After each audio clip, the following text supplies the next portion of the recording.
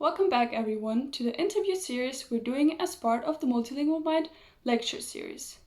Here we are interviewing the different speakers and asking them different questions about their research and their background.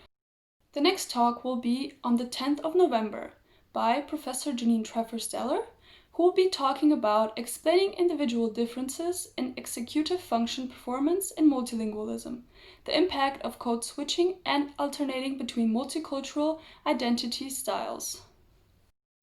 Professor Treffers-Daller is an excellent researcher interested in a wide variety of topics in multilingualism and second language research. So let's start off with the first question.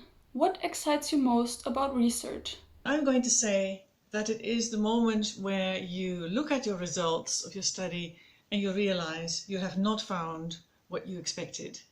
Sometimes we find exactly what we expected. Our hypotheses are borne out, but sometimes it's very different.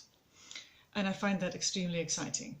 It happened to me as part of the project that I'll be talking about in the Ringvorlesung, where I'll be talking about a project on English-Turkish bilinguals from two different groups. And I had actually a follow-up study on the study that Julia Hofweber did on English-German bilinguals. And one of the key aspects of that study was looking at code switching and the impact of code switching habits, code switching behavior on cognitive control. And Julia had very clearly shown that those bilinguals that engage in the most intimate form of code switching within sentences actually have an advantage in cognitive control. They have smaller conflict effects on the flanker task, for example. So I thought I'll go and have a look whether this is also possible with another group, the Turkish-English bilinguals. And I found that was not the case. So at the beginning I was very disappointed and I thought this project has not been a success. But then I started to look elsewhere for explanations in a field that I had never looked at before in any great depth, and that's the field of identity, multicultural identity. And I learned a lot from the theories in that field, and they helped me very much to explain my findings. And it has been really an enriching experience to look outside my own narrow field and to look elsewhere. So I found that most exciting to do this journey. I look forward to discussing this with everybody as part of the talks next week. It seems that research on multilingualism is very exciting. We also wanted to know why she thinks it is important. I would like to say that I think there are projects that can really help to make a difference to this world. We live in a world in which many multilinguals live in all the countries. In the UK, there are many multilinguals in schools, in society at large.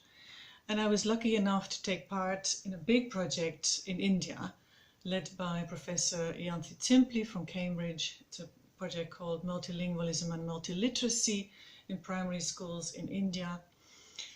And it was a real eye-opener for me to take part in that. We know from the literature that children have problems learning to read and write in these schools. They have problems with maths, and that's in particularly true for children from low socioeconomic backgrounds. Now, learning what's happening in the schools, finding out what the facts on the ground are with a fantastic team of researchers.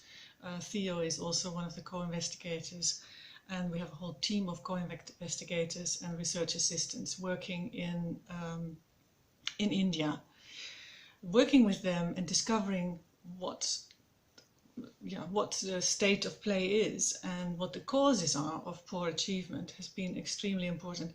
I think we do still too much research in Western countries, and learning about multilingualism from countries like India, which are really the champions of multilingualism, is a fantastic experience. And I think we can, as researchers, make a difference to the lives of these children if we help to get to an understanding of why they have such problems in schools. And we can advise the politicians and other stakeholders.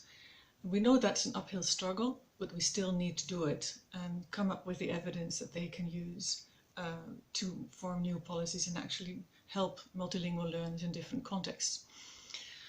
I'm very happy that there are so many young researchers who are also taking an interest in multilingualism and will apply a variety of methods to study this. And I'm delighted that many of those will also take part in this series in the University of Constance. So I look forward to seeing lots of people soon and to discussing everybody's work very soon. So that's it for today. Thank you for joining, and thank you, Professor Treffers-Daller, for taking the time and answering the question.